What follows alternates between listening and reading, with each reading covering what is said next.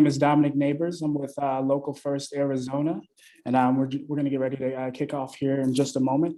I wanted to start us off with just a handful of housekeeping rules. If you are a member of the audience, go ahead and just keep your mics muted throughout the session. And if you have questions, to be sure to just go ahead and drop those in the chat bar. We have about 30 minutes allocated towards the end of the session for Q&A, and we'll be sure to make sure we get to those questions. We want to begin by thanking you guys all for attending this third session of the Impact Series. We have a problem, where we've started a robust discussion, series of discussions around the lack of diversity within the real estate development and design realm here in Phoenix, and most importantly, what we can be doing to change that narrative. We started the session, the series of discussions off with the session just addressing the overall need for this discussion itself, and we followed that up by having a discussion around what it looks like to create change from the perspective of an organization's mission and values. And tonight we want to highlight folks who are creating change by developing a more equitable and inclusive pipeline within these two realms. So yeah, gear up for a really great discussion. Be sure to, like I mentioned before, drop your questions in the chat bar. I'm gonna go ahead and pass it off to Gary Nelson, who's been co-hosting this series of discussions with us. He represents NOMA, Arizona, and he's been super instrumental in shaping this conversation. I'm gonna pass it off to you, Gary. Thanks, Dominic, and good evening, everyone. As Dominic said, I'm Gary Nelson, and I am a past president of NOMA, Arizona. And for those who are not familiar with the phrase NOMA, NOMA is the National Organization of Minority Architects, started by architects that are community-based. And we are all 100% all-inclusive organization, multicultural, multi-discipline. And it's about who you are, not necessarily what you do. We all are a part of the design and construction profession, but we celebrate each other's individuality. I'm a second generation West Indian American from New York.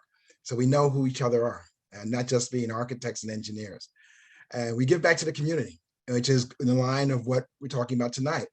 We realize that there need to be an organization that walk the walk more towards increasing diversity and addressing things of gender inequality and injustice in our profession, and giving back to students, giving back to each other. You'll hear a number of people here who are walking the walk, as we say. And I encourage you to find, you don't have to always create a new organization to do it. Organizations like NOMA and that has projects like Project Pipeline and programs like that, they actually give back, like kids and mentoring. NOMA has a mentorship program. There's other things like that. So without further ado, thank you for being here. Thank you for being part of it. Thank you for being part of helping to the community. Thank you. Great, thanks, Gary. And I just wanted to say hello and welcome everyone. I'm Kimber Lanning with Local First Arizona.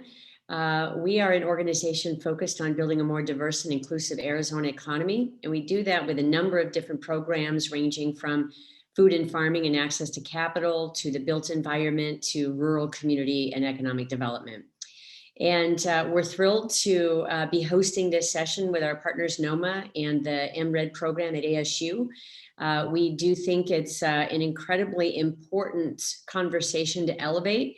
We here in the Phoenix area, we are in real time, like many other communities across Arizona, dealing with issues around displacement. And we need to be having a more inclusive conversation to get a pipeline developed to diversify the design professions and the real estate professions here in Arizona. So I welcome you here to this conversation. I'm glad you're with us, and I'm going to hand it to my colleague, Mark Stapp from MRED, to say hello. Good evening, everybody. I am the Director of Real Estate Programs at W.P. Carey School of Business. And we have engaged, now this is our second year with Local First, to try and develop dialogue around important community issues. And I think there is no issue more important than the one that we're discussing tonight and have been discussing for the last several months. So we're pleased to be a part of this. It's an important part of our education and making sure that our students understand the impact that they do have and can have in creating change through real estate and through community building and development. So we appreciate your time, and I hope that you all feel welcome to express your thoughts and engage in the dialogue with all of us tonight. The person leading this discussion is Lucas Lindsay, who is a development director at Venue Projects and somebody who has been a significant participant in local Arizona. And Lucas, I think, is eminently qualified to lead this discussion. And I appreciate his time tonight. And I'm going to turn it over to him to get started. Thanks, Lucas. Awesome. Thank you, Mark, Dominique, Kimber, Gary, all the program partners and sponsors for setting this up and setting the table for us to have this discussion tonight. Again, my name is Lucas Lindsay. Yes, I am a development manager with Venue Projects. But tonight, I'm here as a facilitator. I'm here as a listener, and really just here to help tee up some of these great panelists that we have for this event. When Dominique asked me if I'd like to be the moderator for this, I jumped at the chance. It's an important conversation. I'm really happy that all the program partners continue to sponsor this and have this conversation. Like Gary said, the people that we have on the panel tonight really truly are walking the walk. I love that he used that phrase. Each of the panelists, and you'll meet all of them very shortly. What's interesting about them is that they represent different aspects of the real estate development, design, and community development industry. They represent different legs of the stool, if you will. So we have a group of women here tonight who are operators in the field, GCs, developers who are redoing buildings. You'll hear more about them. We have a gentleman leading a community training program, an education program that's printing and minting more small-scale developers every day, every week, every month. And that's just an amazing thing to see. You'll hear more from him. And then we have a couple of local folks from Phoenix, Arizona, who are doing some incredible kind of community embedded, neighborhood embedded work via arts and design and inspiring their neighbors to create a bigger, broader, better vision for their community in South Phoenix and in other places in the community that have been disinvested and ignored for so long. So we have different people doing different things in the industry. And I think this discussion will be made richer kind of by the breadth of their experiences. So I'd love to just start it off by having each of the individuals introduce who they are, what they do, kind of touch on a little bit of why they do what they do. We'll start with that, and then we'll move into a discussion that talks about the barriers of entry for folks like them getting into this industry. And then we'll round it out talking about why it's important that there are more people like them doing the types of things that they do. What is the mission, vision? What would be the change in the world if more people were doing this kind of work at the scale that they're doing it? That looked like them, that were from backgrounds like them, that were from neighborhoods and communities that they're from. So that's kind of the course of the discussion and how we'll move through this tonight. I'll be here to help moderate, ask questions, point directions, but really, we're here to hear from the experts on the panel. So without further ado, I think we'll take it to all the way to Detroit, Michigan. We have Elise and Monique who are joining us from East Coast time, braving later in the night. They have an incredible small-scale development company called Mona Lisa Development. Elise and Monique, if you could talk a little bit more about the work you've been doing and your vision for it, and then we'll move right on to the next panelist.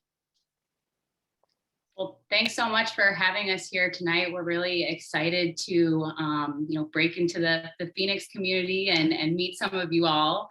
My name is Elise Wolf. Hey, I'm Monique Becker. And so we're the co-founders of Mona Lisa Development. We are a for-profit, socially responsible real estate development firm in the city of Detroit. Our work focus, we have property management capabilities in-house. We focus on development in our neighborhood called the Virginia Park Community. And we are also licensed general contractors. And finally, we have a consulting line of business as well. So we do a lot of different things and are excited to share with you why we do that work and how it manifests in our community. Yeah, so our company is 2 years old actually today. So happy birthday, Mona Lisa. Wow, Yeah, happy that's birthday. amazing. Happy birthday. Congratulations. Yeah, thank you. And we really started doing this work because we saw there was a need to do development differently. Neither of us were kind of trained in real estate development. We really just fell into it for, from having a love for the city and a kind of a curiosity about how these big buildings get formed and why the city is changing before our eyes. And some people are included and some people are not. So we actually both went through a program that Chase can tell you about later that teaches Detroiters how to be small scale developers. From there, was able to kind of spend some time working for some larger developers. And it was a crash course in kind of how to do the business, but also an exposure to some of the problems with the business and how it impacts community. And so, we decided to quit our full-time jobs and focus on doing development differently and doing it the right way, really focused on not only creating economic opportunities for ourselves, but also for all of our neighbors, our subcontractors that we work with, our community of residents and renters. How do we loop them into the projects? How do we encourage them to become homeowners? How do we share our resources? And what we found is by having that type of mission and kind of guiding development philosophy, we've really been able to grow quickly in a very short time. And we really live by our motto that together we create neighborhood masterpieces, because it really is a team sport. And with our community and everyone that we work with, that's the reason that we've been able to kind of be successful in a short time. So thank you again so much for having us. Looking forward to talking with everyone on the call tonight. Beautiful, very impressive. I love this idea of creating neighborhood masterpieces. I think that's very well put. I was going to ask you all as a follow-up what you meant by socially responsible, but I think you started to touch on it there. So my follow-up will be, could you give us just a quick example or two of some of the development projects that you have executed so people have a sense of the types of projects you're working on? Yeah, sure. So we now own 4 two-family flats in the Virginia Park community. And so right now, 2 of those are fully occupied and renovated. A third one is partially occupied with another unit coming online in about 2 weeks to a month, hopefully. And then the 4th one is under construction. And then we also own another 5th property on Detroit's east side, and that's a single family residence. Awesome. Yeah, and then thank you. Oh, go ahead. Yep. So we also on our consulting line of work, which I lead most of that, is focused on larger scale development. So we'll get into this later, but we don't have the capital right now to kind of lead some of these and sponsor these big projects, but we are helping to kind of manage developments between like 23 units historic rehab on the east side, new construction downtown, and kind of larger multi-phased kind of mixed use projects. So our work is focused on home and creating those quality spaces that we would be proud to call home, but also it's important for us that we do have those touch points with kind of the broader development ecosystem as well, and larger projects that we kind of one day aspire to be able to do as well. Yeah, capital, always a big barrier to entry, always a big constraint. Definitely we'll touch on that more later. You mentioned the development ecosystem, the broader development ecosystem. Someone who represents that in your own community, I think, is Chase, who we have on the event and the call tonight. Chase, I know you know Elise and Monique through your community. As they mentioned, they're also graduates of your education program, Building Community Value. It's clear to me, with alumni like them, that your program is onto something. You have a model that's interesting, and it's clearly putting out talented small scale developers who are executing real projects. We'll deep dive a little more later on what you're doing, but give us an intro on the mission and the model behind your your small scale developer program in Michigan. Sure. So great to be here. So Building Community Value was founded about 5 years ago, and the mission is really to respond to the aspirations of Detroiters who want to do small scale development in their neighborhood. So I think Monique and Elise are perfect examples of residents who have a passion for neighborhoods, who really want to see Detroit neighborhoods become vibrant again. So just for context, because of a lot of injustices in our system, a lot of inequities in the real estate ecosystem in Detroit, we have one of the largest land banks in the nation. We have about 90,000 parcels in our land bank. So just the scale of the real estate ecosystem in the city and the need for rehabilitation of vacant properties is just so great in the city that if you're living in almost any neighborhood, it's hard not to see a vacant property across the street or down the street from you, have a certain vision of what your neighborhood could be. So there are a lot of residents in the city who have these ideas, have these aspirations to be small scale rehabbers in the city, but need the tools, need the guidance, need just a little push to be able to get started. So, my background is in corporate and real estate law. I got started actually at a large law firm here in the city, and most of the clients that came to that law firm don't look like me. Detroit is an 80% Black city, and almost all of our clients were older, wealthier white men. So at some point, just realizing that there was an imbalance in incentives and subsidies in the city and who was actually participating in the real estate ecosystem, like Monique and Elise, I quit my job and decided to start something new that could respond to just the need that I was seeing in the city. So in 5 years, we've had 300 people who have been accepted into the program. And many of those folks go back into their neighborhoods and actually do rehab projects, whether small scale residential or small commercial. So yeah, that's what Building Community Value does. That's awesome. I love that. Hundreds of graduates to date. Clearly a lot of community impact. I actually went to a small scale developer training in Lansing, Michigan, put on by a different organization, but it was sponsored by Lansing's land bank, that whole event. So clearly the need is real in that part of the country. Could you tell us, is there a moment or a time that you really realized, hey, I need to quit my job? What is it that triggered I need to make that jump? Did something happen, or does a story stand out? Nothing, not one particular thing, right? It built up over time. Again, these multi-million-dollar, very large development projects in Midtown and downtown.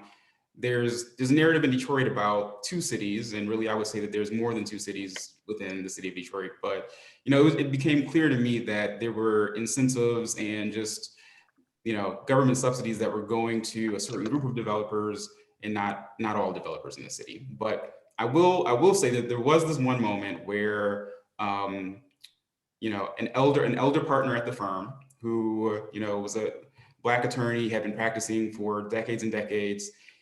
For the first time, I saw Black investors on a real estate deal, and he came up to me at one point of the deal. I'm a young associate, doing all the grunt work, but he just said in an offhand comment, he just said, if you do nothing else, you need to one day become the developer. Yeah. And it took some broke years. Lawyer mode and turned into mentor mode. Right Exactly. there. Yeah. And it took some years just sitting with that comment, but it really did plant a seed that eventually led to where I am now. Yeah. Thanks for that. That's a wonderful personal anecdote. I think that probably resonates with a lot of people in their own experience, whatever it has been.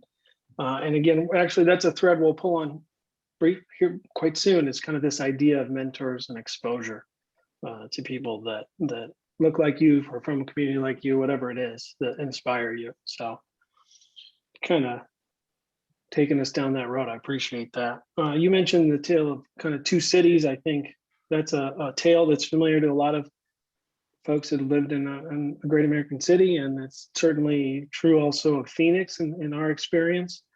There has been two different communities divided by things like the Salt River and other things. So we do have some folks on some local individuals on the event tonight.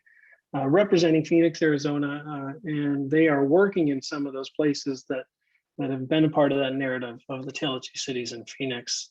So I kind of want to bring in Sam and Selena now, so you could talk a little bit more about your organization, Design Empowerment Phoenix. It's definitely been making waves in South Phoenix. It's a critical time in that neighborhood, that community's future. As many local people know, light rail investment headed south on Central. So that area sits on the precipice of kind of a radical change in the built environment. And so as a result, there's a lot of community discussions about who gets to participate, what that's going to look like. Sam and Selena are at the table helping drive that conversation through design. So if you two could give us an intro on who you are and how you've been using design to advocate for better outcomes, that would be great. Selena, you want to go first? No, you can go first, give the context of the Sagrado Galleria and design. Cool. Well, thank you for inviting us and being able to be on this platform and share our experience and, and just the ongoing mentorship that comes from this. So my name is Sam Gomez. I'm the founder and executive director of the Sagrado Galleria out in South Phoenix. We've been here now, it will be 5 years in October. And we first started off as just, the intention is to bring back the artwork into a community where the inspiration from the artwork comes from in the first place. Being born and raised here and spending a lot of time in downtown before it became an arts district, we've seen what the arts and culture has created as far as like being able to seed and implement an atmosphere. And as far as development that came in, it pretty much drove the artists, and it became more of, now it's about, there's more bars and art galleries. And so, that just kind of gives a sense of what the good things that happen from the investment on Roosevelt Road, but also some of the things that we've lost. So with that, we decided, when we first opened up the gallery, it was on Grand Avenue, which is kind of, it's probably about less than a mile away from the main arts district. And we were there for a couple of years. And then we moved, we closed it down for about a year, and then we found our new home in South Phoenix. In that time, as soon as we opened up the gallery there, I was invited to light rail meetings, and it was the beginning stages of what these RFQs would look like for an RFPs for the light rail for some of these contracts. And so immediately, my first it was like, light rail. I wasn't really feeling good about that. And so, but I also knew about the opportunities that were there for our artists, to create these contracts. So at first there was no language into this RFQs for local artists to be, and the result of that, it helped for 90% of the artists who got selected were local artists to help secure $1.5 million for That's local huge. artists. That's awesome. Yeah, I mean, it was the first time that something like that happened as far as in that scale. But I think, it was the partnerships, and I think just trying to do something different in South Phoenix, always being segregated, always being, we would call the backyard of Phoenix. Now that this investment was coming in, this is the time now to drive this and to make sure that we have ownership on this in every way we can. So the whole intention is to get artists selected. It was to kind of help. I know, gentrification and those words were really, there still are very strong in a lot of the conversations and what's happening, especially now when you see what's going on in South Central with all the construction, all the new development that's happening. But, for me, it was, getting artists selected to make sure that our narrative and our identity is at the station was kind of like making sure we have our stake on the ground, making sure that like we're here, we're still here.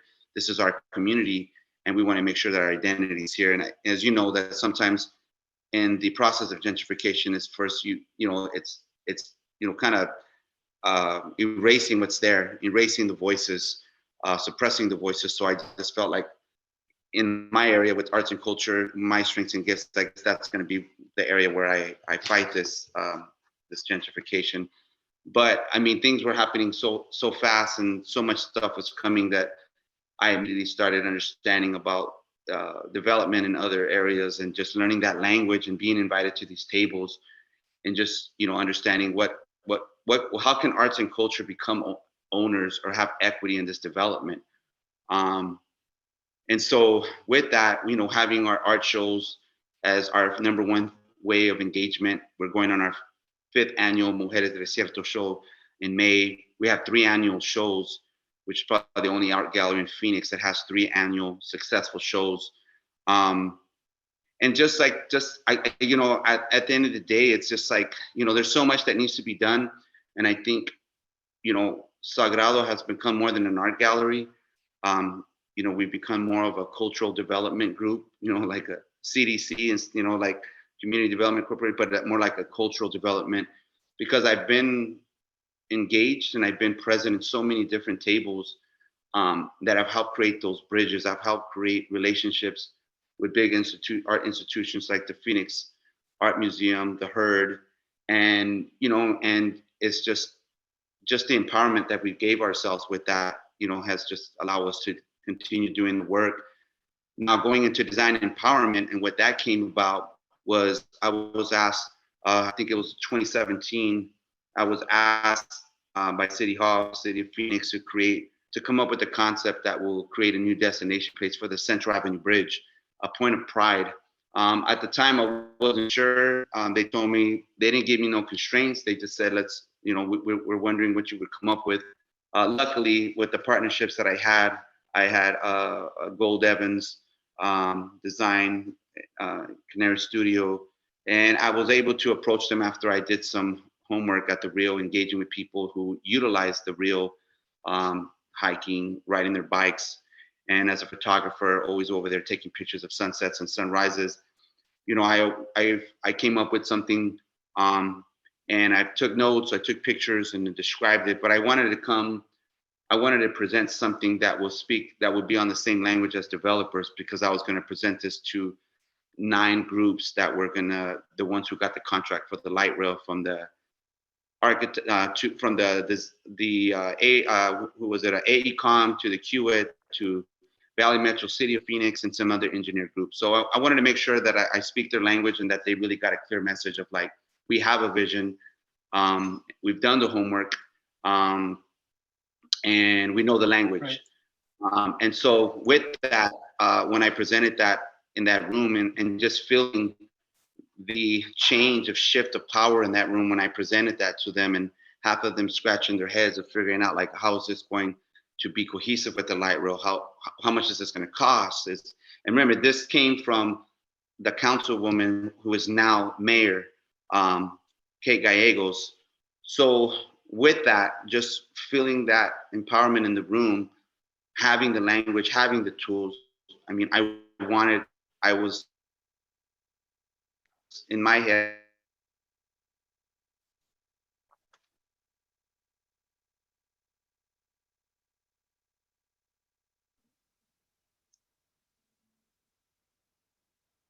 Hey, Selena, do you want to try to? Selena, short. Sam, You your cut out a little. internet's cutting in and out. Yeah.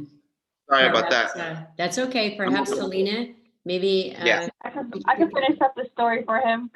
Yeah. So basically, you know, through Sam's empowerment and the way that he felt through that meeting, you know, he was feeling like, you know, more people should have these tools in our community. We need more designers within our community driving and being a part of these conversations and at these tables, because there's not enough of us from the community taking part in those decision-making processes within all the bureaucratic kind of conversations that are happening without community. So, you know, at some point through, you know, some friends that we have in common, actually my brother-in-law, you know, I met Sam. We were introduced at one of actually my cultural events. I'm Yaqui and Chicana, born and raised here in Phoenix, and we just happened to come across each other at a point of time when I was graduating undergrad from my architecture program at ASU. So I had just like finished architecture school. I was, you know, had a variety of mentors, and I was at this point where I was feeling unsatisfied with the the meaningfulness of my education and how I would be able to give back to my community through architecture. And I was more interested in an activist kind of approach. So, you know, Sam was like, can you create a workshop, something that we can, you know, share with community about how the importance of design awareness and how we need to understand that design is connected to development and how design shapes our lives essentially, and how, you know, with the light rail, with all of this infrastructure and new development coming in, we need to understand that people are making decisions for us if we're not a part of that decision-making process. And typically those people do not live in the community. So I think really for us, what design empowerment is about self-taught design enlightenment and really utilizing design as a communication tool, as, you know, a way to speculate where our future can go and give an alternative option to what is being created as part of our destiny without, you know, our consent essentially, and to use that as our empowerment to begin to develop into new ways of doing things, you know, similar to what Chase and Monique and your guys' groups have been doing. You know, we're not at that point yet, but that is something that we aspire to lead to and to become potentially, you know, drivers for that conscious development. Right. Well, you say you may not be at that point yet, but you're clearly at the table influencing some pretty big, important community scale conversations and outcomes. So hats off to you for that. Absolutely.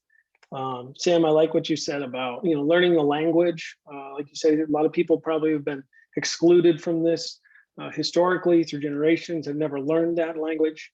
They may not have had that example in their own life, or they've just been shut out of it. But the thing about visual design is everyone speaks the language of pictures. So the ability to create that, which so few people have, is a powerful, powerful tool for leveraging. And it clearly you're starting to discover that in your own work and see the effects and outcomes of that. So these things like learning the language, other, you know, ways that people have been shut out, these are all been barriers historically to people getting involved in either being a developer, learning to be a developer, or influencing developers, you know. And so I would kind of want to put it out to the group, you know, what are some kind of major barriers that have stood in the way of you either kind of getting exposure or getting involved in this industry? And I would start with Elise and Monique. I mean, what kind of, you must have faced a lot of challenges trying to break into small scale development. And what have those been? What has that been like for you? Tell us a little more about them. Yeah, definitely. You know, I mean, we've definitely had to hustle our way to this point. You know, we weren't able to quit our jobs full time until we had already, you know, 4 units under our belt that we had, you know, renovated and funded mostly just, you know, from we get a paycheck, we go to Menards, get a paycheck, go to Home Depot, and, you know, just keep it moving like that. But, you know, that obviously makes growth be a little bit slower. But I think for us, that was good because it gave us opportunities to be more kind of thoughtful about our approach, to take more time, not just be so focused on getting the project done as soon as possible so we can get rents as soon as possible. We were trying to create the most beautiful space using the funds that we could. So it was a lot of kind of creativity and sourcing kind of thrifted or architectural salvage materials, right, which was, you know, really fun. And we just kind of fell in love, you know, with that process as well. You know, so it was a challenge in growth that we kind of had a limited access to capital. But for us, you know, as we're kind of incrementally growing and still kind of, you know, we've come a long way in a short amount of time, it's allowed us to reflect on what we're doing, be more careful about how we're spending funds, be more careful about the impact that we're having, and really focusing on building relationships that will take us farther, even though like the money in the bank may not take us as far. So, I mean, really, I see it as a blessing. You know, I think if we just had like a wealthy person bankrolling us, we wouldn't be as savvy or kind of as original and true to our own kind of missions and selves. So you think because you had to be that kind of paycheck to paycheck developer, be scrappy, you might even be a little bit better with those funds now. Yeah, and I think it really, you know, forced us to fall in love with the process. When we first started, you know, with our first project, we renovated the entire space ourselves. We learned from my grandpa, who was super excited that we wanted to get involved in this work. He'd been working in construction his whole life, and so he was kind of waiting for one of us grandkids to like follow in his footsteps. And so it ended up being me. And you know, so we were really able to learn the trades also, you know, through that process. And again, if we had, you know, unlimited access to capital, then we would have maybe hired it all out and never had that like boots on the ground exposure. So I think that was really important to our growth. And, you know, I ended up getting my residential builder's license in the state of Michigan after, you know, just loving the construction side of things so much. So you know, it definitely was a blessing and kind of, you know, set us on the path that we're on now. Could you walk us through the timeline of when you engaged with the program of building community value versus when you actually started doing development? Is that something that you were searching for resources because you were already doing a duplex and I'm trying to think of, you know, folks in the audience who may be in that same position, you know, should they be looking out for those kinds of programs now? Or is the program actually what jump-started your interest initially? So I was actually working as a second grade teacher in the city. Right. And, you know, with my family, you know, who was in the city and, you know, a lot of my like students and their families, like the kind of future and the excitement about like development and the things that were changing in the city that I was like seeing as an educated young professional was completely different than, you know, my family who, you know, has been in the city their whole lives, then my students and their families. There was just a huge disconnect. And, you know, Elise and I, we've been best friends since we were 4 years old. And so, you know, when we both graduated college, we, you know, immediately moved to the city. And, you know, we love Detroit. And so we're like, we want to kind of set roots here. We want to establish, we want to become property owners here. We want to pay taxes here. And so, you know, you kind of hear this myth about, oh, it's so easy in Detroit. You know, there's all this property, you know, you can kind of do whatever. And so we're like, okay, let's buy a storefront with some apartments above. And we're like looking around, scoping out properties. And it's like, we don't have nearly enough money or experience or know how to do this at all. Like we're not fundable. And so we're like, okay, we need to scale back. Let's get, you know, look for a home. You know, we don't like paying rent. Let's look for a home. And I got connected with some folks through U of M, and the kind of the professor at U of M who kind of founded the real estate training program that later became Building Community Value. I called him up for some like quick tips on, okay, this is what we want to do. Like, you know, what are some things you can tell me in a 30-minute conversation that will kind of jumpstart this process? And, you know, really it was a very humbling conversation. And, you know, I'm very, you know, we're very fortunate that things happen that way. He's just like, absolutely not. You have to take this class. It's going to be offered in the summer. You know, you're a teacher, you're going to have time. Take this class, talk to me, you know, talk to me then. Nothing like real estate to knock some idealism out of you. It's the great equalizer.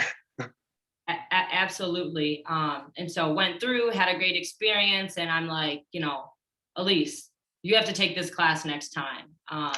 And actually our first property that we were kind of looking for ended up becoming my individual term project in the class. And so that's one of the beauties of building community value as well, is that we, you know, encourage the students to really do real projects that will really impact your life and kind of create opportunities for yourself and generational opportunities. And so, yeah, I mean, it really was life-changing for both of us. Mhm. Well, you said I think you're the first developer I've ever heard say they really want to pay taxes. So that's a first for me. But I loved it. I think that's a little indicative of how you all think differently about the more holistic. There's a community layer above what you're doing that you're contributing to beyond just yourselves. So that's pretty cool to hear. Chase, I'm wondering if, at least Monique touched on a few things like access to capital, getting educational resources, getting mentors who can help them, even if it's a 30-minute meeting. Are these the types of things that you've found with the 300 some students that have gone through your program? What other things have you found in general that the people are lacking, and how does a program like yours fill some of those gaps? Sure. So one of the strengths of Mona Lisa Development is that they've created systems in terms of creating pro formas to understand the properties that they're purchasing, all of the accounting mechanisms that they have in the background, just all of the processes that a real estate developer needs to actually be successful. So, there are folks who go through our class who have already some who have done no development whatsoever and some who have done a bit, but really sort of that back end system creation is one of those things that makes Mona Lisa a success, but also one of the things that we teach in our course. Most folks who come into BCV have never done a pro forma before. And a lot of people are doing development just thinking that they can do it from the gut, right? Like, we think this project will work. We have the passion, so we're just going to go out there and do it. But one of the benefits of the class is there are a lot of aha moments when people go through the course. They select a site, they do a pro forma, and they realize that the numbers don't work. Sure. And we have the opportunity to explain to them why the numbers don't work and what mechanisms they can use to try to get some of those costs down to actually see a project through, or how to move on to the next project and abandon the first site that they found. So, one, just understanding what the process is, what development really means. It's not just, buying a cheap property and hoping that it works, but really understanding step by step how to go through the process. So it's one thing, but also it's not just doing a training and thinking that folks are going to be able to go out into the field and actually begin to do the work, right? So we offer technical assistance so that if someone is in the middle of a project and they've put together a new pro forma, or they need introduction to a bank or community development financial institution or someone at the city, they can call me. They can call some of the technical assistants. Yeah, they can phone a friend, like call in the emergency A team or whatever. Exactly. And we tell folks, like, once you're in BCV, you're part of the family. So, all of our alum, and believe me, our alum do call us and email and text. So I'm sure. Yeah, which is wonderful, right? And something that I never anticipated when all of this started is that we would have a robust alumni network. So it's not just us, giving, feedback and information and connections. It's folks go through this class together, and they even meet other alum just out in the community, because, Detroit is 700,000 people, but it still feels like a very small place. So people know each other, people share information. So there's this whole network of small scale rehabbers in the city who are either working together in neighborhoods or across neighborhoods and sharing information, commiserating with all the frustrations that happen in the process. Getting in on each other's deals, whatever. Yeah, exactly. So that's part of what we built, but the access to capital still remains, a huge issue in the city of Detroit, but in a lot of markets as well.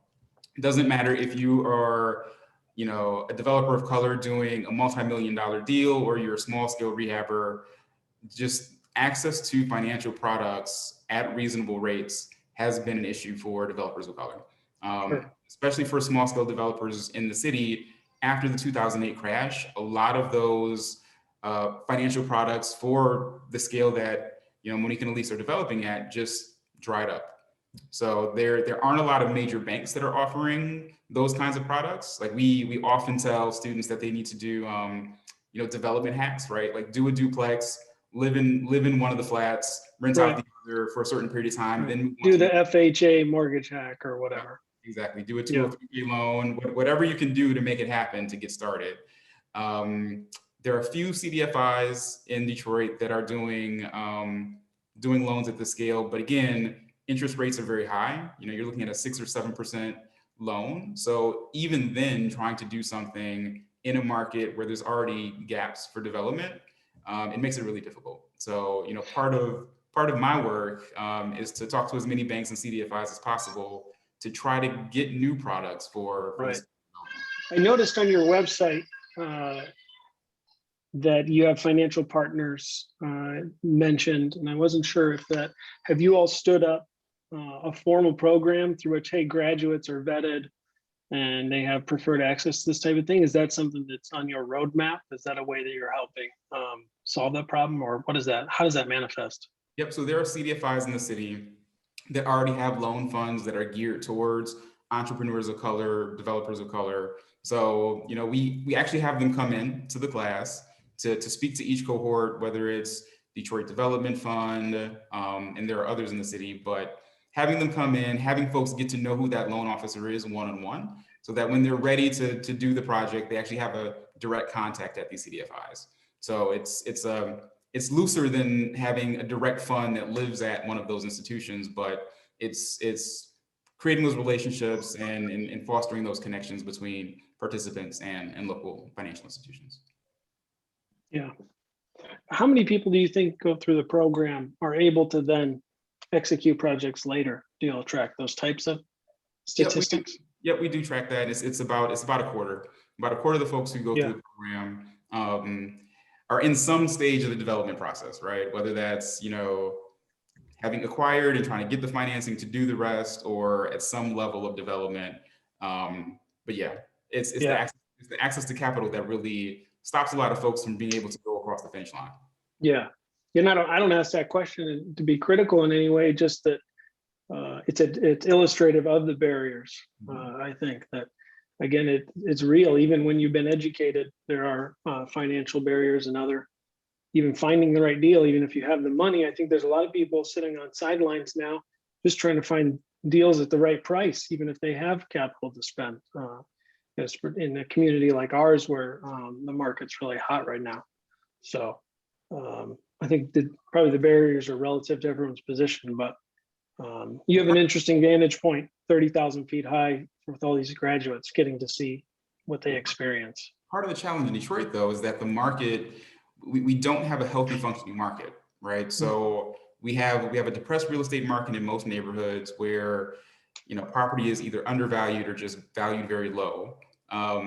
Because a lot of these homes have been sitting vacant for a very long time at this point, right? Like we started building on vacancy probably in 2008, 2009, and a lot of these neighborhoods haven't come back. So if a home is sitting vacant for 5 to 10 years, construction costs are fixed, right?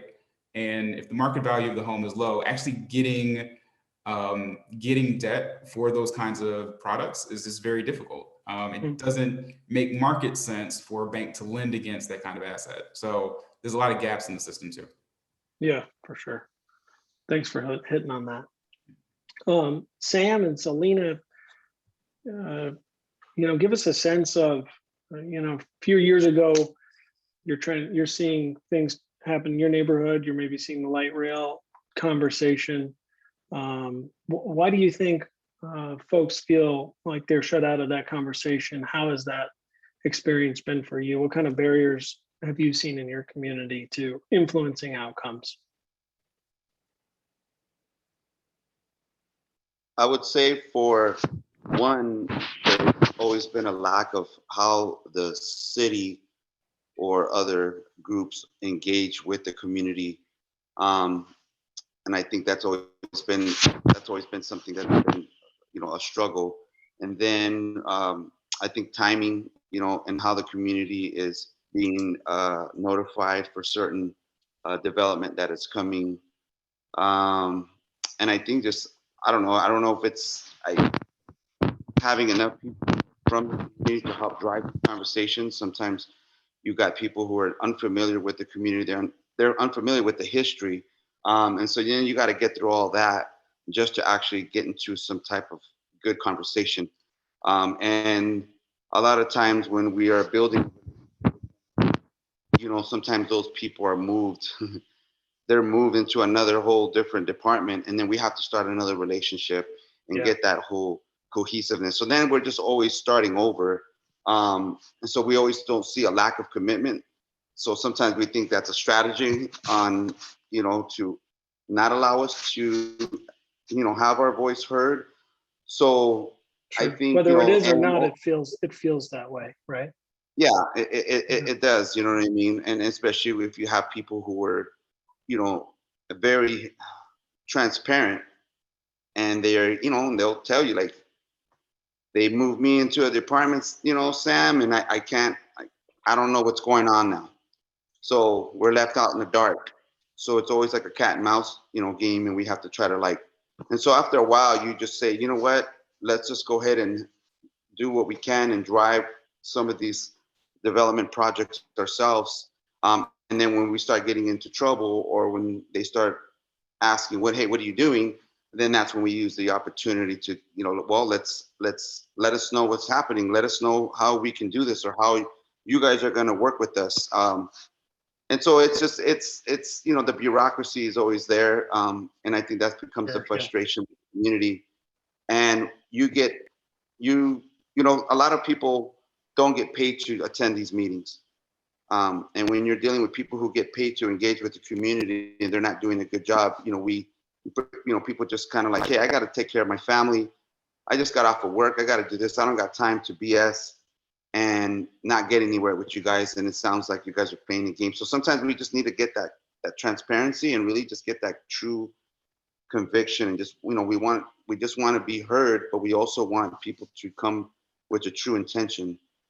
So there, Yeah. that's the communication part of sometimes of our of the struggles and the frustration, I definitely, yeah, I hear the frustration in your voice. I think I've felt that in my own small way, banging your head against the wall with city bureaucracy, whether it's just to get a building permit, two different people at two different desks say two different things, or, dealing with the community meetings. That's definitely a real thing. Can you give us an example of how you all have been able to overcome maybe a certain development that you've been working on recently, or a way that you mentioned the artist RFP program, but I'm thinking of, do you have an example of how you've used visioning and design to influence something recently, or is there a property right now that's in the midst of negotiation? What has that been like?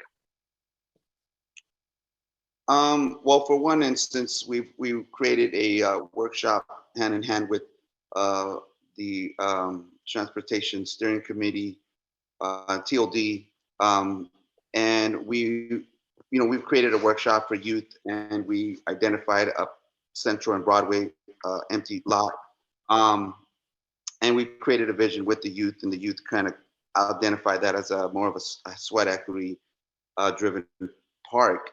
And with that, it was kind of like a tripwire to finding out from somebody from the city that they were going to actually use that to put all their construction tractors and stuff and whatnot. And, creating an eyesore. So I think with design and being able to say, well, we didn't know about that, but this is what we're envisioning. Sometimes we create these tripwires. So, and we've helped stop that. So now they're not utilizing that as a backyard to put their tractors on a very visible intersection.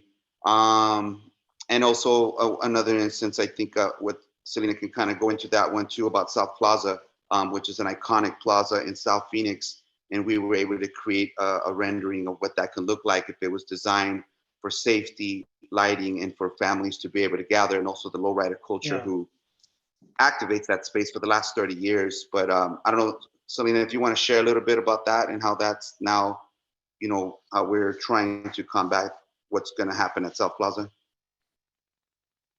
Yeah, so essentially at this moment, South Plaza is potentially being purchased by another developer, a major developer, who has also purchased Papago Plaza in Scottsdale as well, and is basically has destroy that plaza and turn it into a new development. And there's fear that, there's potential for extreme kind of changes to that plaza when it is a huge like cultural point of energy for the community where they've gathered there historically through the lowrider culture. And there's fear that that will push it out, that new development.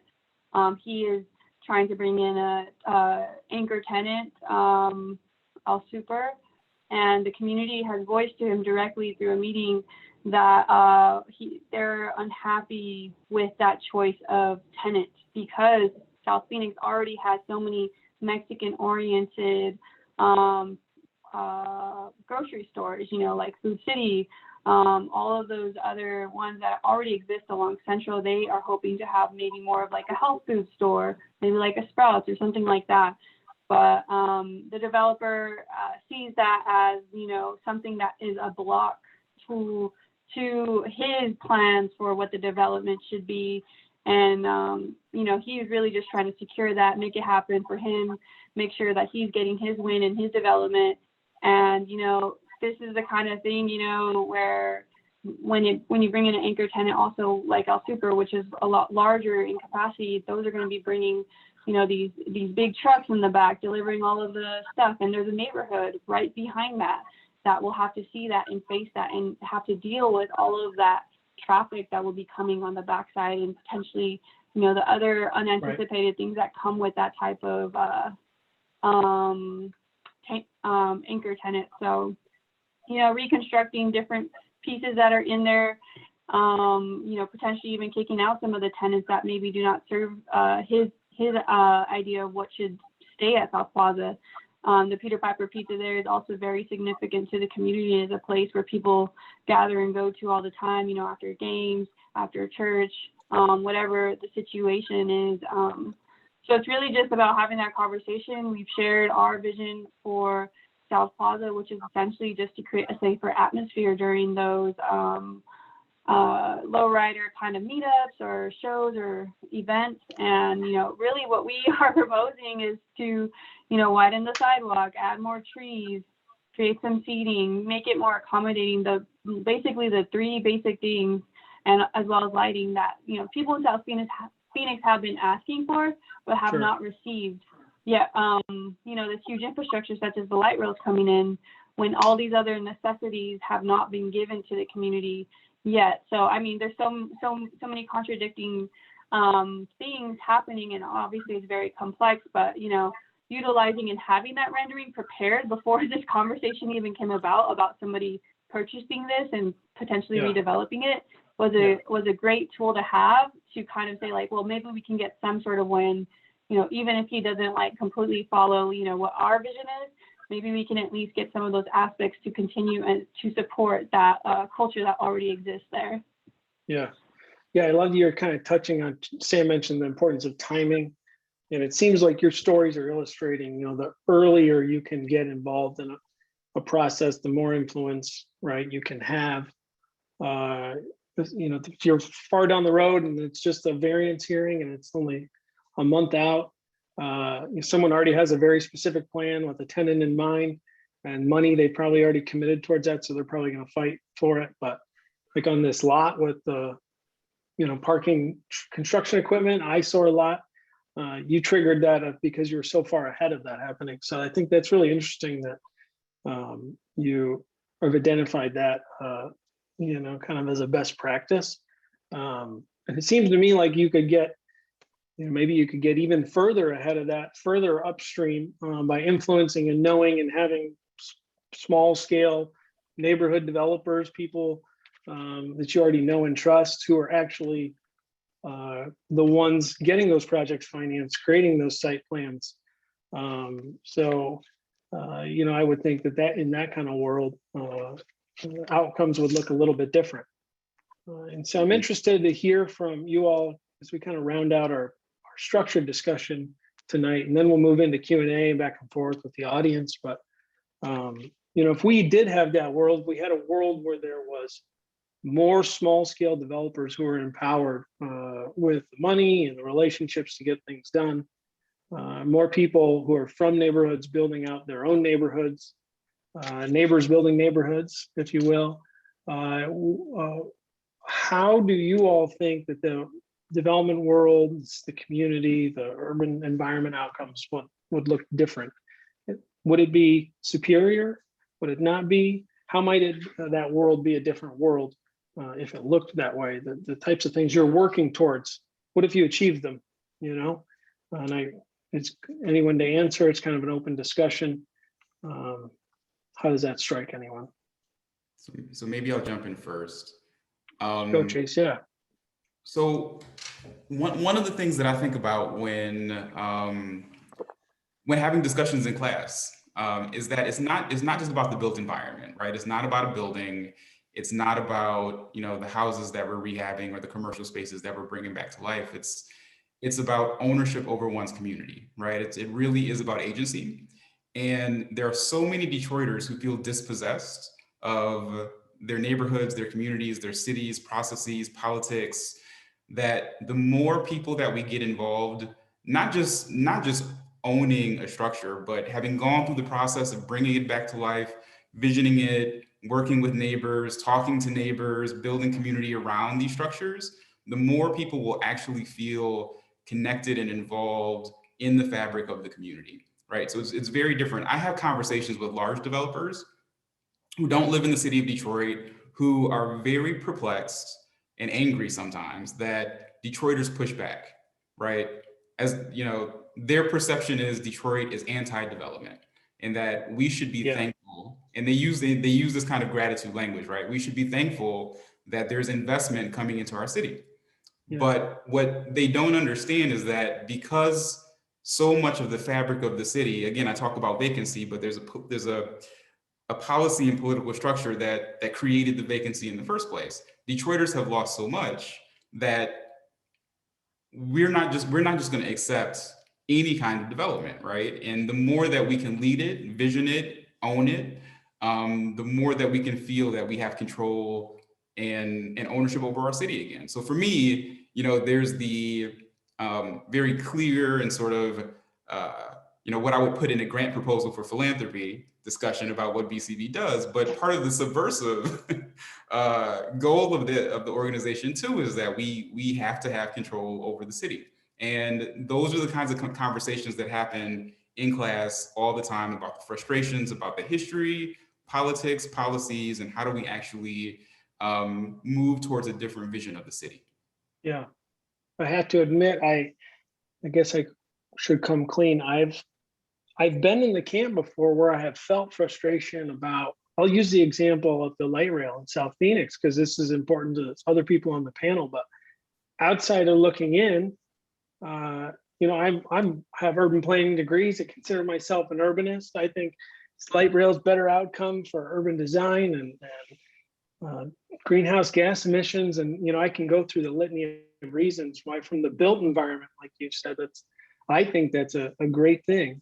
But what you're touching on is the human aspect and the you know, socioeconomic element that, you know, it's a privilege to get to argue over the caliper size of trees or the width of a bike lane. People are talking about who owns the land. You know, people are talking about who gets to make the decisions. And I've had to step back and learn that myself. So I appreciate that, you know, you bring that up. How does that hit anyone else on the panel? I mean, is that, has anyone else experienced that themselves? Yeah, I think like another thing I wanted to mention is I think growing more like small scale developers and folks who have this ownership and this investment in their communities also just kind of supports our local economies like a lot more broadly and a lot more stronger. When you have a lot of developers who are coming in with outside means, you know, you've got a lot of issues with speculation. You know, rental rates are surging, but when you have a lot of small scale developers and like how we're operating, you know, we're able to keep our rental rates at, you know, naturally occurring affordable rates. You know, we're able to bring in neighbors, we're able to bring in, you know, other Detroit-based businesses and minority owned and women-owned businesses. So I feel that, like, you know, if more people are able to participate in this way, you know, our local economies are just able to grow and flourish, because development does touch on so many different, you know, other industries and other areas and other players. So, you know, I think that's a really important piece too, is it just kind of spreads, it gives more folks a piece of the pie, to get involved in this work that you know, it can build wealth over time. Yeah, and a wise person told me, you know, the folks that are closest to the problem are closest to the solution. And I think about that all of the time, because really when we're talking about the built environment, we're talking about stores that we shop, places that we lay our head, things that we do to enjoy and, you know, find joy in life and the, you know, craziness of life. We know as human beings that live and operate in this space, in particular, if you are in a community and doing work within that neighborhood, you know what your people need. Like you talk about it when you're on the porches, you talk about it when you're getting beers, like you talk about it when you're eating, you're talking about it when you're commiserating. Like you know what your people need, but what's missing is the opportunity and the skills to kind of speak that language, you know, like what Sam was saying. You don't know that there is even a table for you to have a seat at.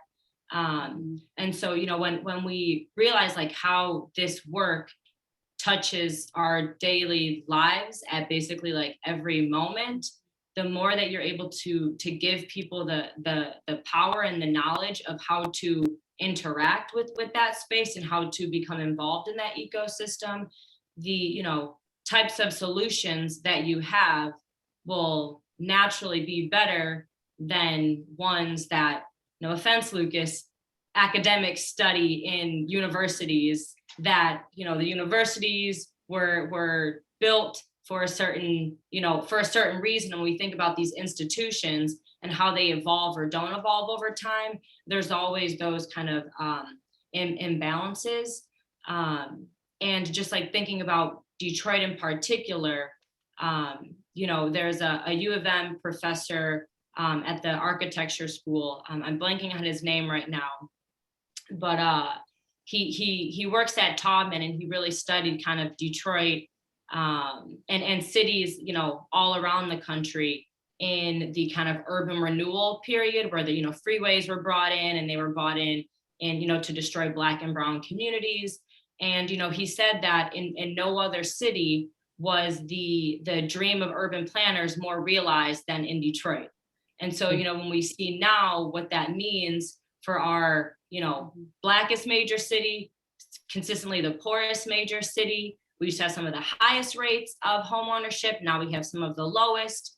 And, you know, the number one way Americans have gained generational wealth is through home ownership. We have all of this land, like Chase said, over 90,000 parcels in our land bank, but we can't figure out a way, for whatever reason, even though we have all of these really intelligent folks who've studied this and are experts in this, they can't figure out how to make these, how to kind of, you know, put these solutions together. But again, when you think about the people that are closest to the problem, are closest to the solution, then you really get some common sense solutions that help to kind of avoid this bureaucratic web that we get tangled in. And it puts the problems of the people become more important than the kind of processes of the bureaucracy that dictate what should or shouldn't happen. Well, I think that's a wrap. I think that's a wrap, everybody. I'm gonna let that hang out there a little bit. That's a lot of wisdom. I appreciate that. I noticed as you were talking, Monique, that Sam, you started shaking your head. Well, I shouldn't say shaking. You were nodding when she said, people closest to the problem are closest to the solution. Did that resonate with you?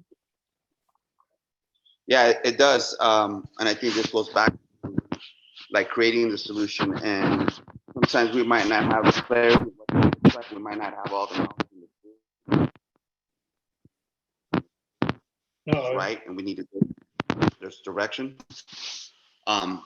Allows us to move forward and make, and I believe in small wins, and making sure that we do these small development wins and whatever it is.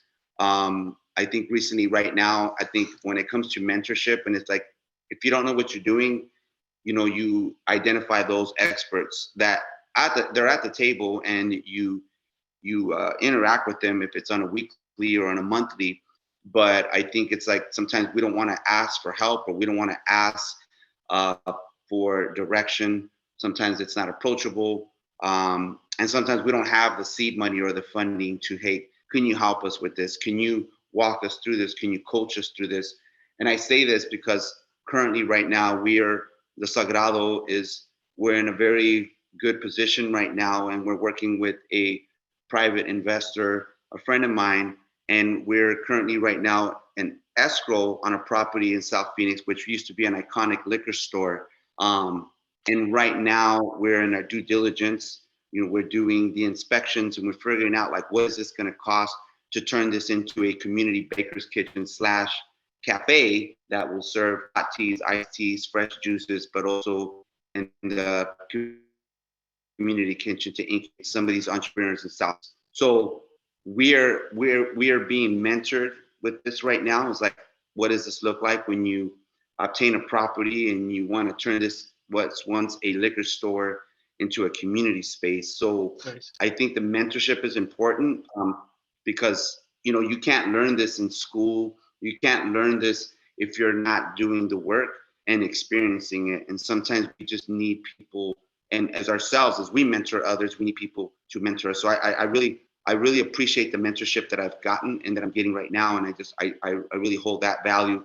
I don't have the financial back in my account to say, this is what we're going to do.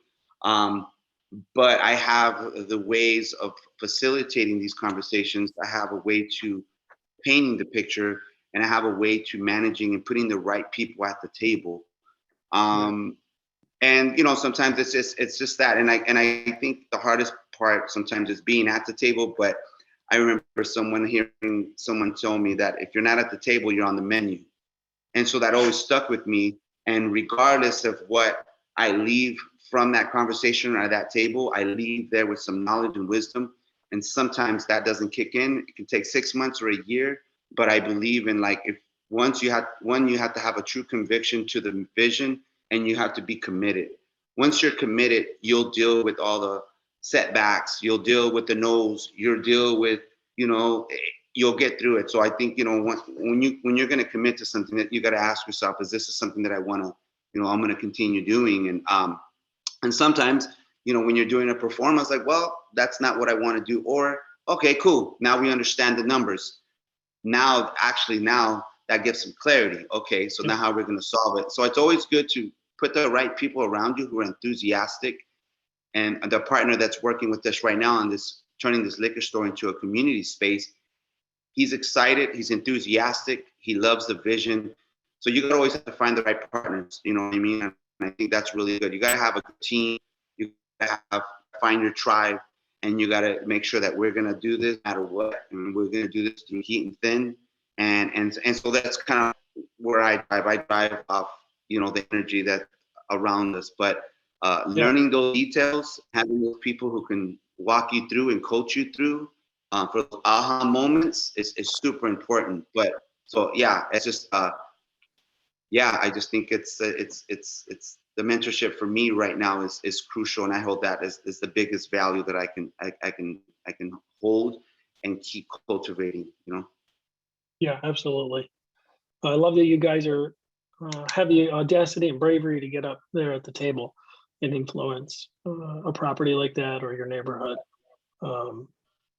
Mentorship is, I think a lot of you have touched on people that have inspired you, or you've been exposed to, or that have mentored you, that influenced your path. So that's clearly a key takeaway. Something that, that brings up for me, Chase, is that you mentioned this kind of alumni network that's building.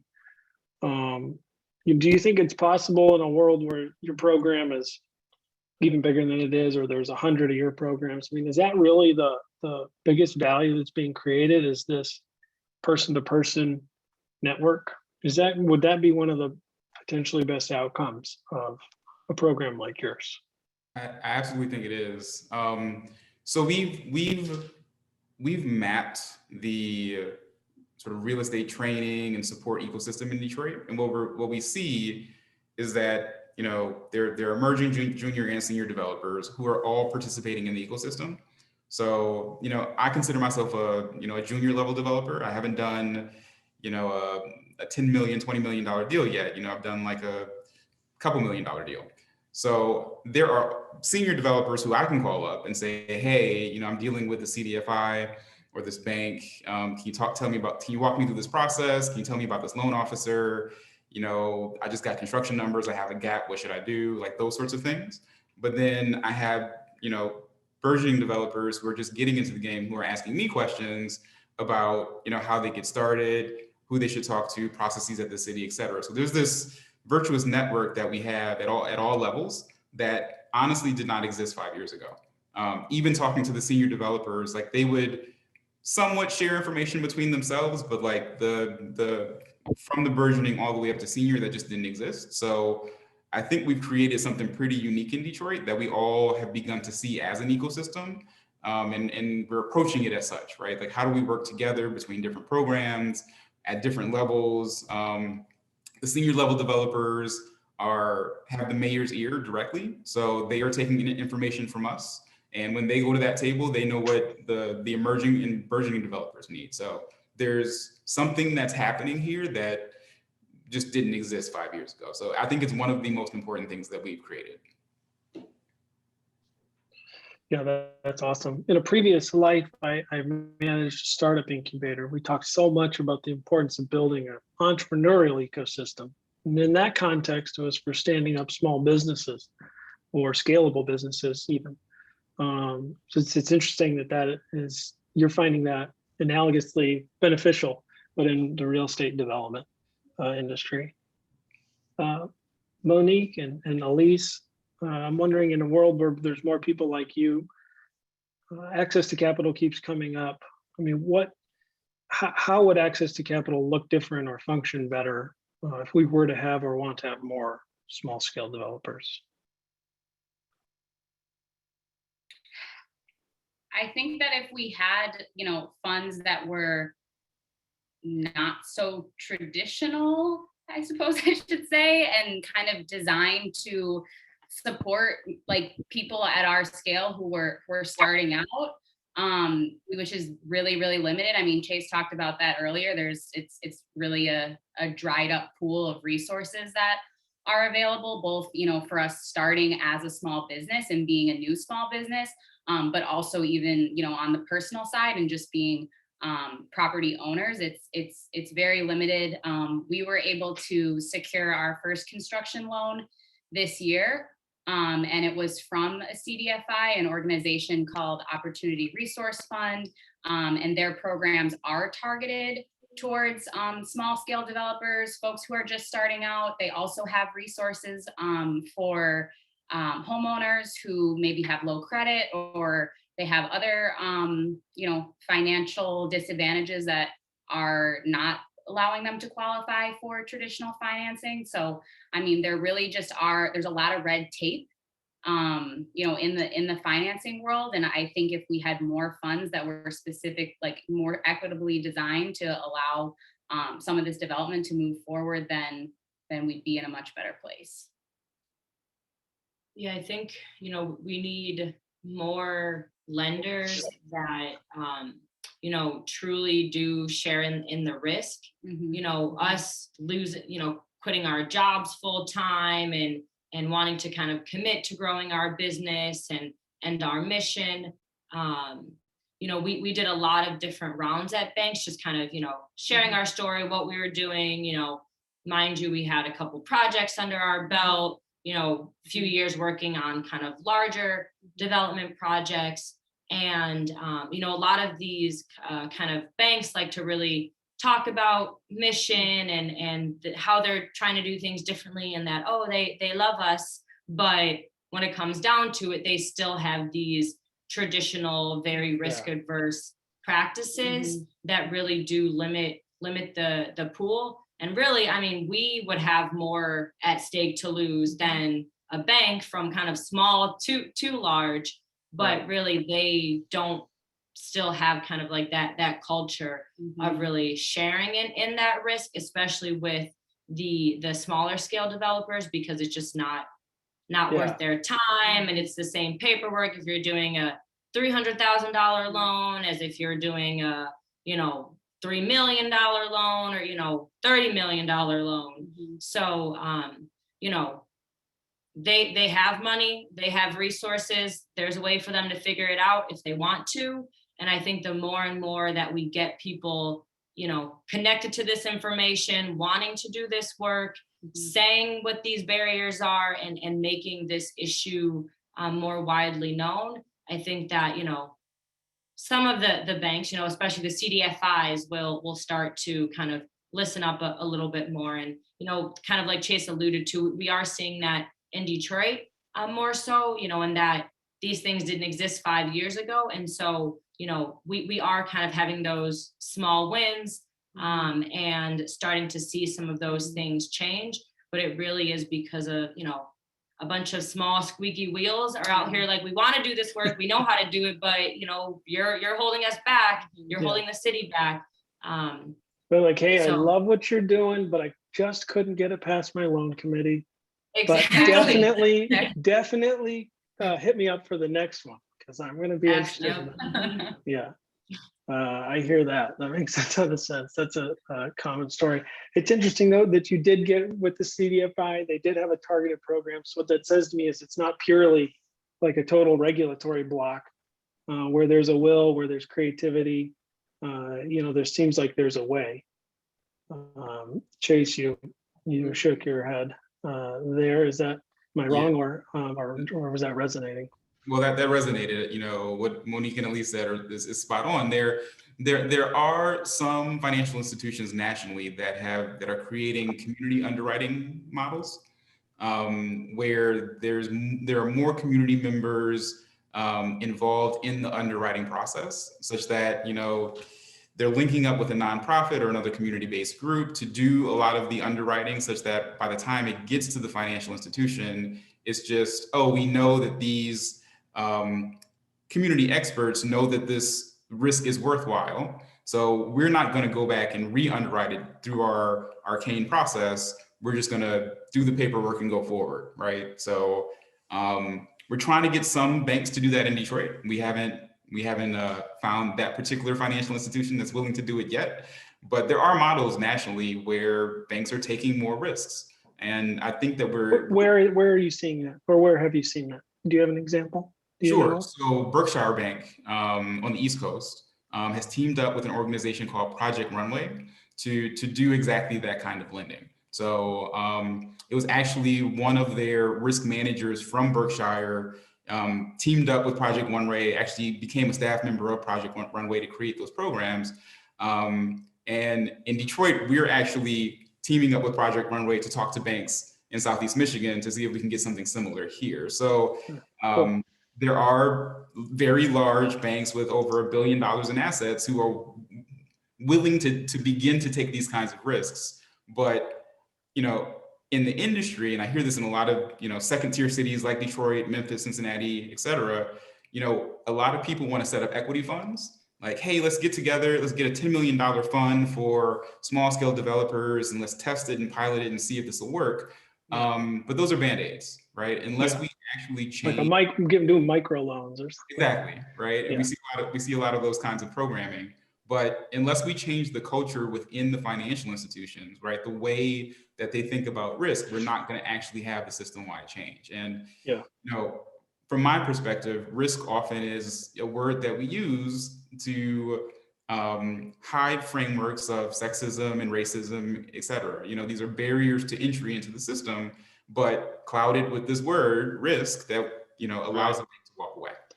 Yeah, it's like how we used the risk of a red line neighborhood historically, right?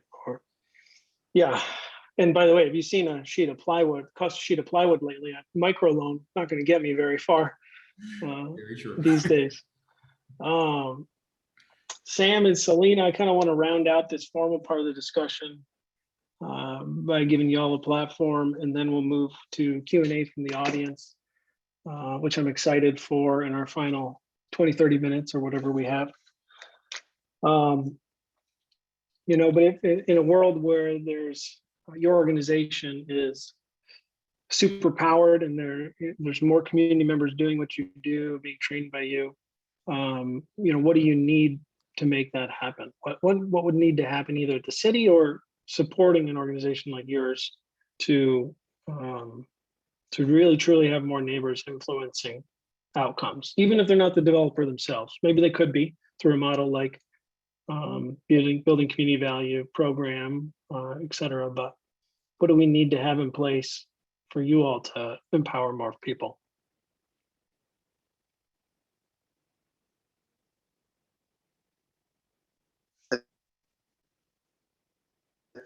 I think one is it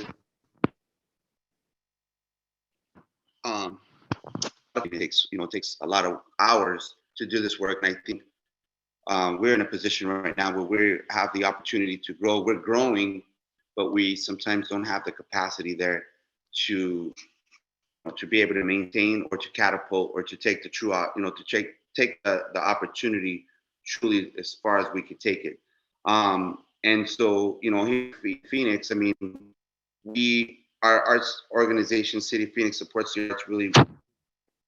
Compared to other cities, we are not getting as much as we should to support what we do, especially when certain art organizations like Sagrado is, it's pretty much like it's not just an art gallery. It went from an art gallery to basically a cultural development, type scenario. And I think that goes back to like language and how we change language. But I think for right now, it's just like, it's just capacity. You know what I mean? We only have so many hours in a day, and we have to pay our bills and whatnot.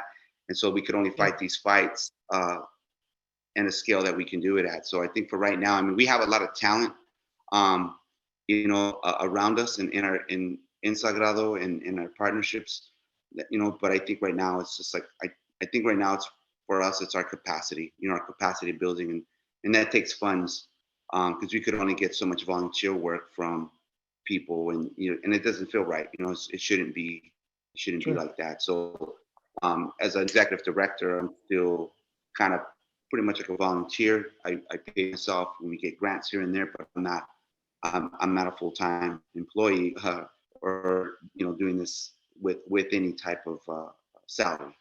So it's really, sometimes it becomes it's a struggle sometimes, but but also with that, it allows us to be creative.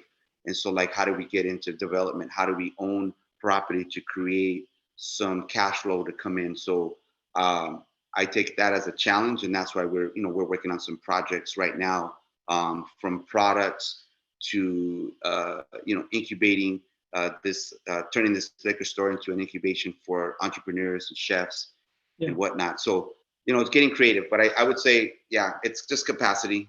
It's just the capacity. Right on. Well, I'm glad you had the opportunity to share your work here today with everyone, and there's a kind of a rich network of attendees and obviously the panelists. So I'm optimistic for you guys and your future and the work that you're doing.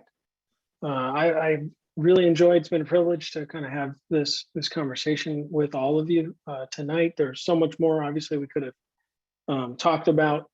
I think we identified a number of things: the importance of mentor networks, peer-to-peer sharing networks, education programs that are training and empowering people at scale, modified financial lending instruments, systems, pretty widespread, holistic number of issues that we could address to help create and empower more small scale developers and more neighbors influencing development in their own backyard.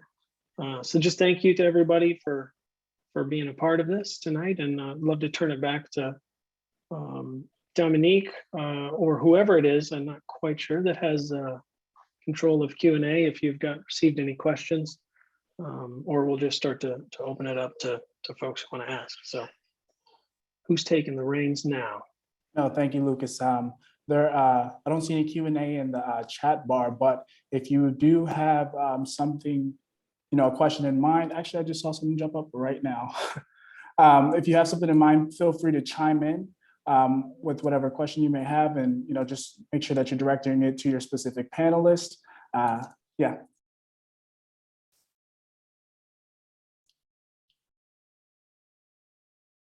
I got a comment from Pepper Chambers, if I'm pronouncing that wrong. Pepper Chambers. Pepper, yeah. Thank you. Thank I you. saw the U and I just wanted to make sure I got it right. Thanks. She says, moving to Chandler, AZ from LA, I'm super concerned about finding and creating diverse community and helping to prevent what's happening in LA from happening in Chandler, Phoenix, gentrification, homelessness, high rents. Is there a similar small scale development movement happening in Chandler that the panel talked about? I'm curious to get involved, to learn, and to participate. Is this, I think this effort will be wrapped up in supporting and building small business and community projects, most likely. I know this is a big question, but yeah, just to start there, there's a handful of questions within that. But is there a small scale sort of curriculum that exists within the Chandler or Arizona, greater Phoenix region, just in general? Yeah.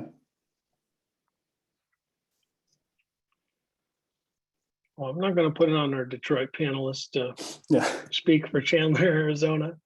I'm not sure if Mark or Kimber, if you all have been tracking anything in the Phoenix region that's akin, but. Pepper, first of all, welcome to the greater Phoenix area. When you get here, I hope you'll reach out to me and Dominique. And so Chandler is really kind of part of the same big megalopolis, right? So you're going to be essentially about 20 to maybe 25 minutes from downtown Phoenix, most likely, wherever you land. And I don't really know of a movement, although where Sam and Selena are in South Phoenix is the most sort of grassroots. There's the South Central Collaborative, which is a group that is very proactively engaged in small scale development and localizing ownership. And then there's these conversations that we're having through Local First Arizona.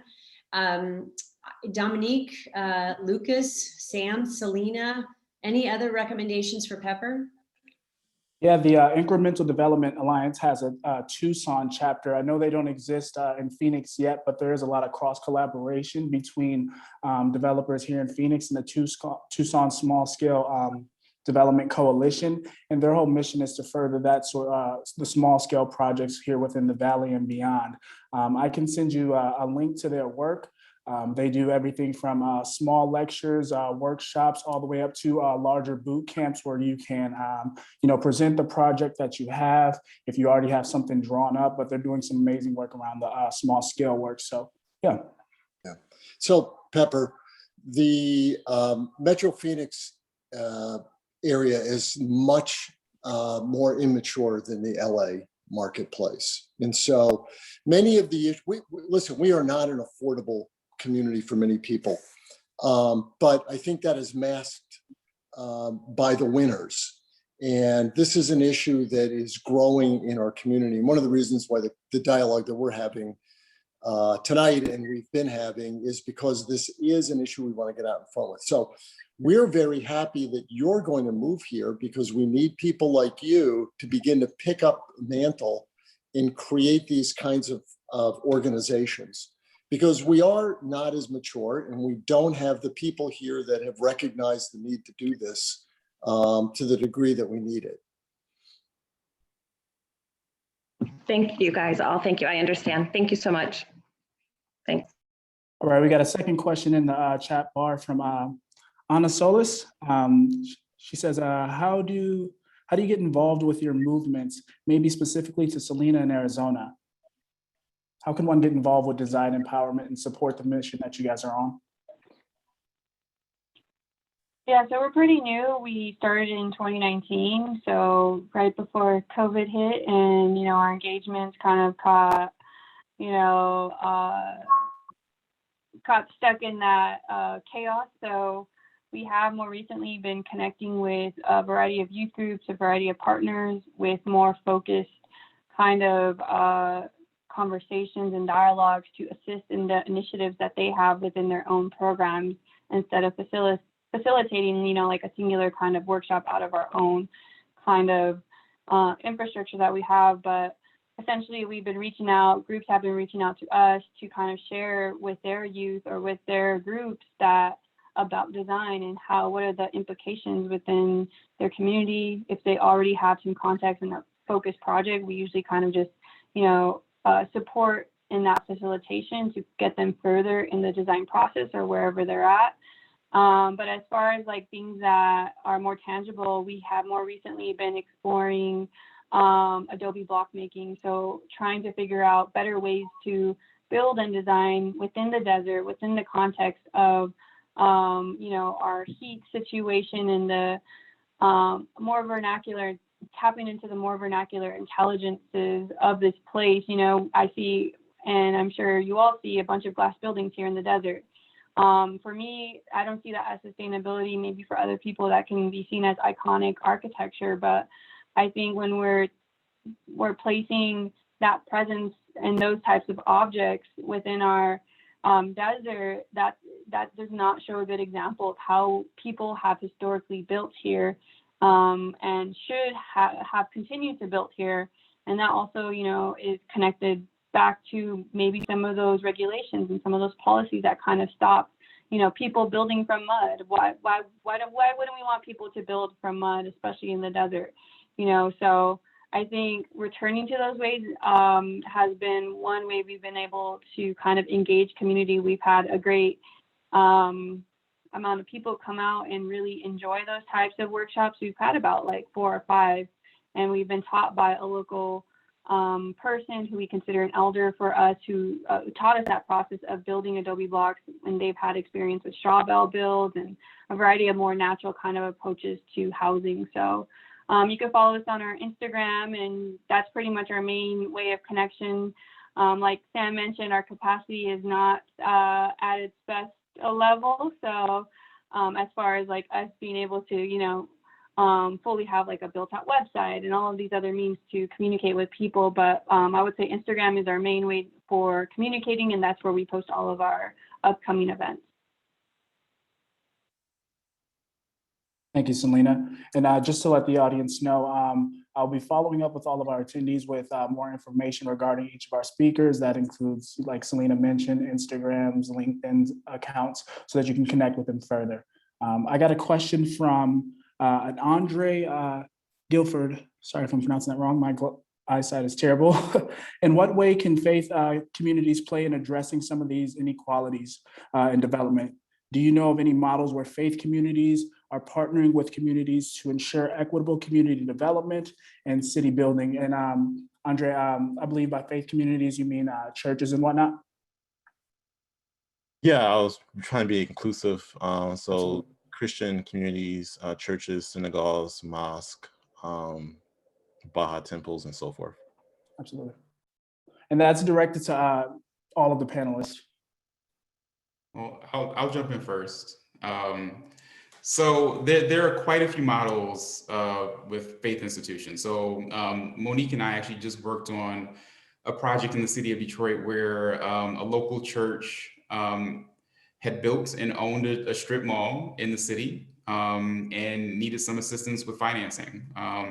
So we took them through the process of helping them build out a pro forma so that they could talk to financing parties into the city of Detroit. The reason that was important, though, is that they had curated a strip mall with local businesses in that community. So it wasn't as though they were just doing this as a revenue generating model. They were doing this because they wanted to bring very particular kind of businesses to their communities. So that's on the commercial side, one thing that I've seen some local institutions do. There are certainly churches and other faith institutions that do affordable housing. A lot of churches in Southeast Michigan own land. So doing the kind of rehab work in their geography, close to the church. But also, and this is something that I think more churches should potentially do, is actually teaming up with either other community development organizations or for-profit developers to do low-income housing, affordable housing, et cetera, in their footprint. Because I do know there are I don't know if this is unique to Detroit. I do know that this happens in other markets, but there are churches who have owned land for a long time, don't necessarily know what to do with that land, but being able to use that as an equity investment into a deal, teaming up with another developer to actually build something the community needs. And I think that there are more socially conscious developers that want to do that kind of work with churches. And it's just finding the right kind of church that one has the capacity to work with a developer to do that, because it does take a lot of time to do as well, but capacity and the desire to actually go down that road, because it does add some complexity to just the business operations of the church. Thank you, Chase. Would anybody else want to speak into that question?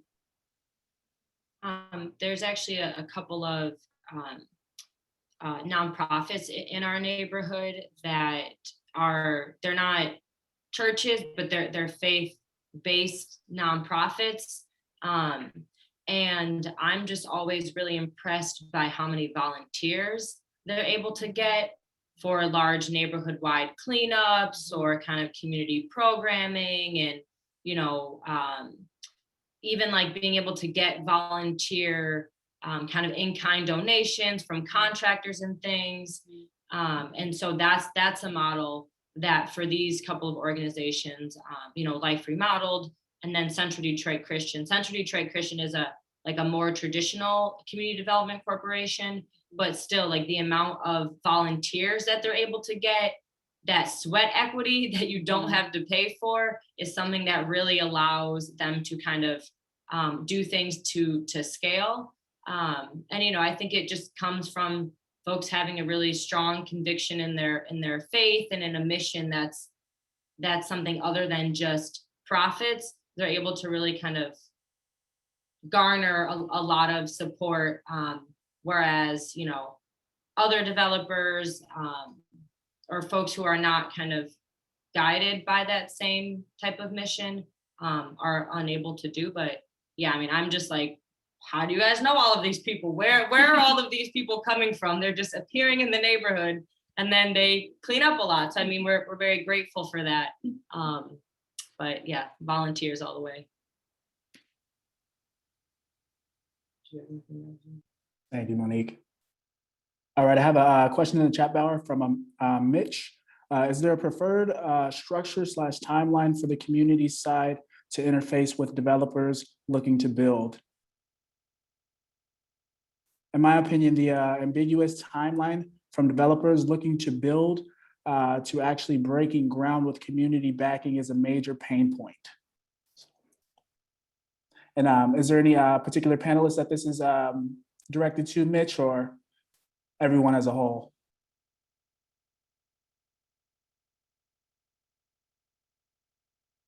Everyone. So start with you, Monique and Elise.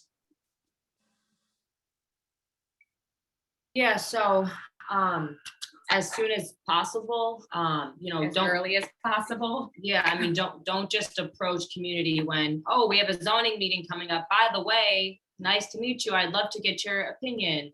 Like, people can read that fakeness very easily. And so, if you're buying a building, then now you are a new neighbor, you're a new member to that community. Introduce yourselves, share about what you're doing, maybe why you're doing it. Just be neighborly and respectful and enter the space with humility and start to form some of those real relationships, because it just feels very contrived and very obvious when developers are only kind of approaching community when it's convenient for them. It feels very transactional and not relationship based.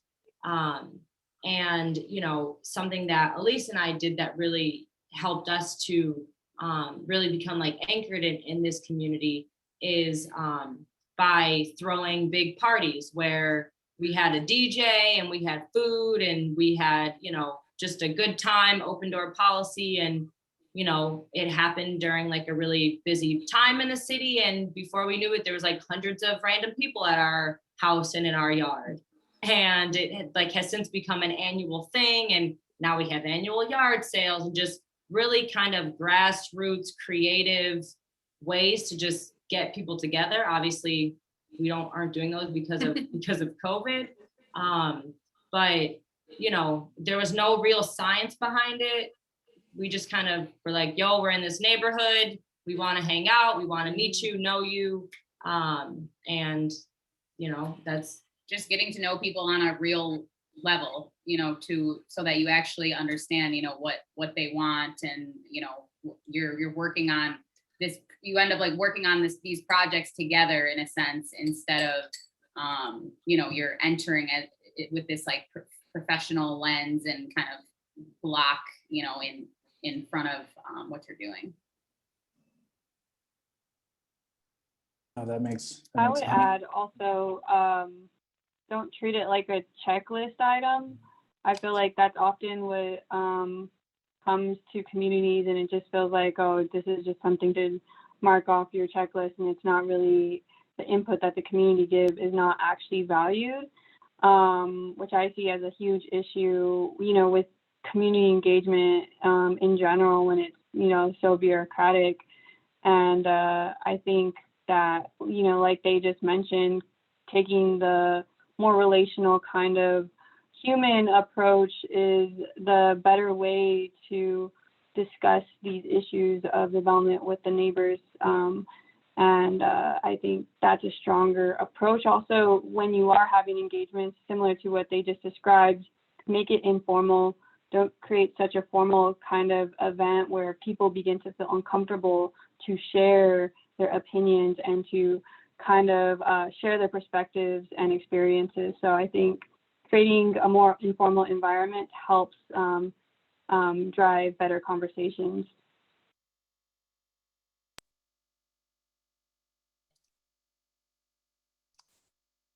I got a question from a Renard Wilson. Hello, Mrs. Martinez and Mr. Gomez. I heard you speak to youth programming. How's the feedback from parents, teachers, et cetera, about the impact it's made in their lives? Also, do you have any shareable, purchasable curriculum focused on youth and designed for orgs outside of your local area? Also, thank you to everyone on the panel, which I would second.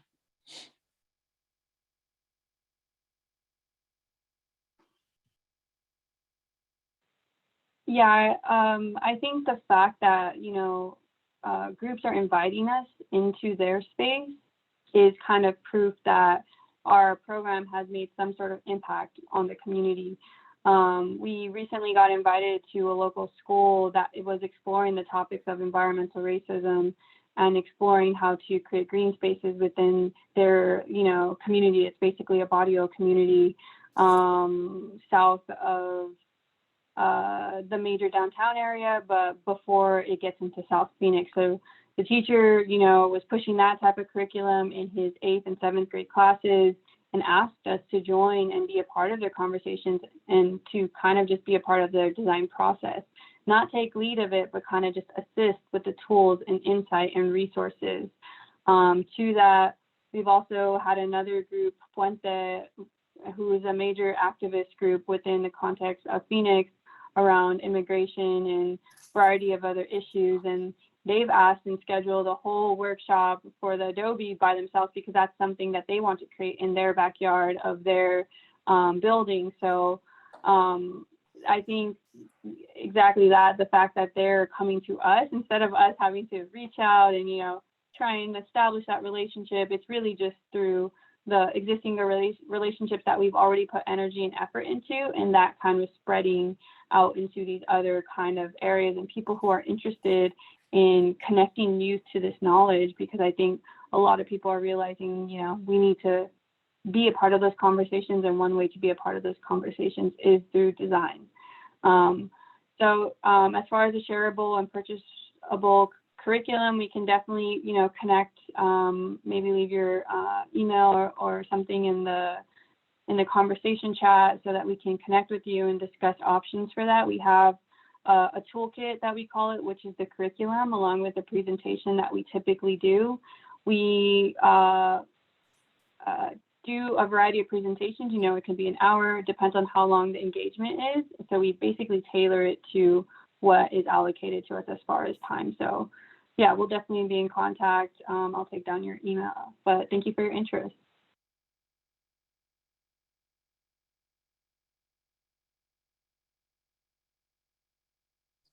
All right, I don't see any more questions in the chat bar, but if you do have some, feel free to jump in at any moment.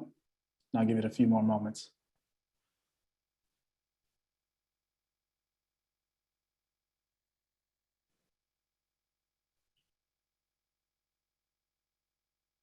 I'm just gonna say real quick, thanks to the Michigan folks for hanging in till, what is it, 11?